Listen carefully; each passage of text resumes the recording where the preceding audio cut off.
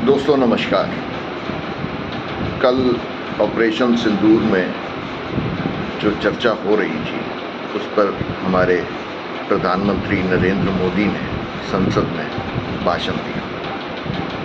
आपको कैसा लगा मैं जानना नहीं चाहता, लेकिन मुझे बिल्कुल थका हुआ, हारा हुआ और बचाव की मुद्रा में दिया गया एक भाषण लगा, जो एक पब्लिक रैली के अंदर भाषण हो रहा है वोट मांगने से पहले कि आप मुझे माफ़ कर दीजिए। न चीन का नाम लिया, न ट्रंप का नाम लिया,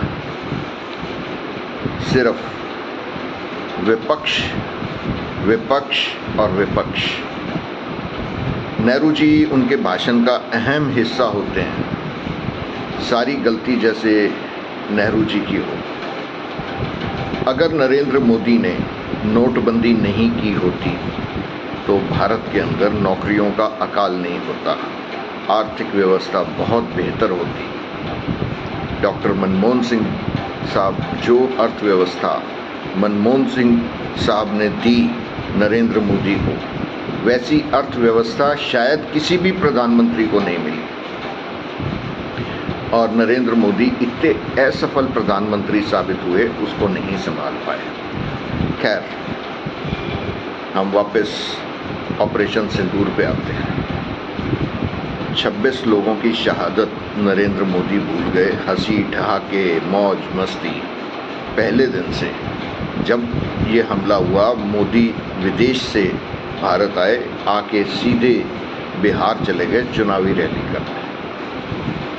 इसका जिक्र तक नहीं किया कल संसद में। हिम्मत थी, सच्चे आदमी थे तो इसका जिक्र करते कि मैं वहाँ पे चुनावी रैली में गया था। वजह चाहे कोई भी होती, वजह आप दे सकते थे कि मैं दिखाना चाहता था कि हमें इस हमले से कोई डर नहीं लगा और पूरा भारत अपने काम पे लगा हुआ है और हम इसका उचित जवाब देंगे। जो मोदी से नहीं बोला गया, उनके रणनीतिकार इतनी अकल ही नहीं रखते, पढ़े लिखे ही नहीं हैं। आप ट्रंप से क्यों डरते हैं? 29 बार ट्रंप बकवास कर चुका है कि उसने भारत पाकिस्तान का युद्ध विराम कराया, और मोदी कितनी बार बोल चुके हैं कि ये युद्ध विराम है, ऑपरेशन सिंदूर जारी है।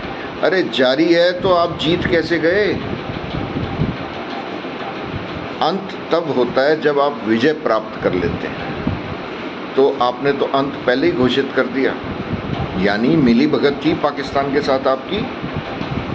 अगर मिली भगत नहीं होती तो आप पाकिस्तान को विभिन्न समय पे ये क्यों कहते कि हम आपके ऊपर आक्रमण नहीं करेंगे, हम सिर्फ आतंकवादी अड्डों पे हमला कर रहे हैं। तो ऑपरेशन सिंदूर में ये पहले घोषित किया जाता, जनता को बताया जाता, पाकिस्तान को बताने की बजाय। चलिए, पाकिस्तान आपका मित्र है, आपके व्यापारिक संबंध हैं, आपकी घनिष्ठता है, बिरयानी का शौक़ है, आपने उसे सूचित कर दिया। लेकिन इसमें नेहरू जी कहाँ से आ गए? नेहरू जी ने जब 1947 के अंदर भारत को संभाला था, भारत में एक सुई तक नहीं बनती थी। और जब नरेंद्र मोदी ने भारत को संभाला बतौर प्रधानमंत्री, हम अंतरिक्ष में भी जा चुके थे। हमारे पास परमाणु बम की योग्यता भी थी। हमारे पास स्टील बनाने के कारखाने थे। हमारी रेलें पटरियों पे इतनी दौड़ रही थी जितनी मोदी की कल्पना में भी नहीं थी।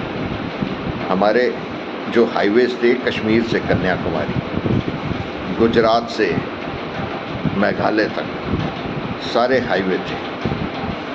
आप हमेशा बरगलाते रहे और अपना शासन चलाते रहे। खैर, अब आप भाषण सुनिएगा, आपको तथ्य पता लगेंगे। नमस्कार, धन्यवाद।